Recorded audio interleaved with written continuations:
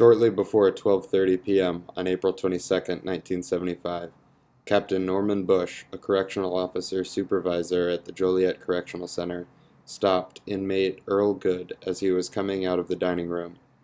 Good, along with 4 other prisoners, was being transferred to another state institution, and it was Captain Bush's duty to escort Good down to the Sally Port, a term used for the west gate, or back entrance of the prison where transportation to the Menard Correctional Center was standing by. "You've got to come along with me," Bush told him. Earl Good never said a word. He walked with Bush down to the Sally Port, where they were joined by another prison guard.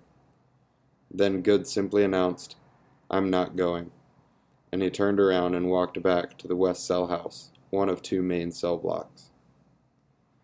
That was how the uprising began. Within minutes, some 20 to 30 inmates had left their assigned stations and gathered in the West Cell House area to support Good and the other residents who were supposed to be transferred. Captain Bush immediately reported the trouble to his superior, Major William Welch, and together they went to see Warden Fred L. Finkbeiner. Finkbeiner's decision was that the transfers were to be carried out as scheduled. The decision was easier to make than to carry out, however. By 1 p.m., 60 to 70 inmates, not 200 as indicated in House Resolution 228, had taken over the West Cell House and held 10 hostages. Finkbeiner secured the rest of the institution and alerted the Illinois State Police. At 2:45 p.m., the warden went to the cell house door and, using a bullhorn, delivered an ultimatum. "Release all of the hostages immediately. Return to your cells, and you will not be harmed." The response was negative, and pursuant to Finkbeiner's order, 15 to 20 rounds of tear gas were dispersed into the cell house. At 3 p.m., the east door of the West Cell House was opened, and an assault force of 30 correctional officers proceeded inside. Upon reaching the back of 5 Gallery, they discovered the body of inmate Herbert C. Catlett. "If you come any closer," the inmates warned the officers, "we will kill all of the hostages." "Don't come any closer," yelled Supervisor Robert A. Buchanan, one of the hostages. "They want to talk to the warden." The assault force officers, headed by Captain Verdine Willis, came no closer than the fatally stabbed and punctured body of Herbert Catlett. Willis stared at the body for 5 or 6 seconds, then ordered the officers to retreat. At 4:20 p.m., Warden Finkbeiner, after telephonic instructions from Governor Walker to open up a dialogue with the rioters, proceeded to the back of Gallery 5 where he could view the hostages. "Bob, are you all right?" Finkbeiner shouted through the bullhorn to Buchanan. "Yes, we're fine, Buchanan yelled. "What do they want?" Finkbeiner asked. "They want to negotiate."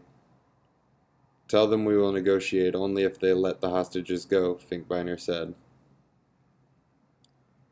The inmates, who were standing only 2 feet from Buchanan, heard everything, and one of them, George Spencer, emerged as their spokesman. Spencer told Buchanan to tell Finkbeiner that the hostages would not be released until several demands were met. The demands were: 1. Inmates Blair, Lumpkins, and Good were not to be transferred on that date, and 2. The rioting inmates were not to be harmed after the hostages were released. Warden Finkbeiner heard the demands, and then looked away for maybe 5 or 6 seconds to consider what his reply would be. Then he agreed, and he also agreed to the additional demand that the negotiations be taped and sent to Joliet radio station WJOL. The inmates wanted to be certain that the agreement was a matter of public record. At about 6 p.m., Finkbeiner returned to the back of 5 Gallery and placed his recorded statement to the prisoners. At about 6 p.m., Finkbeiner returned to the back of 5 Gallery and played his recorded statement to the prisoners. Al Raby, on the scene as a personal representative of Governor Daniel Walker, verbally approved Finkbeiner's statement. The prisoners then listened to the statement played on WJOL. Finally, shortly after 6:30 p.m., more than 6½ hours after they were taken captive, the hostages were released one at a time. The uprising had ended, leaving 1 inmate dead, one officer seriously wounded, and numerous unanswered questions regarding what set of conditions at the Joliet Correctional Center gave rise to this disturbance, and what the punishment would be for the murderers of Herbert Catlett and the perpetrators of the riot. In addition, 2 weeks after the riot, Warden Finkbeiner was transferred from Joliet to assume the position of warden at the Pontiac State Penitentiary, amid much speculation as to the exact reason for the transfer.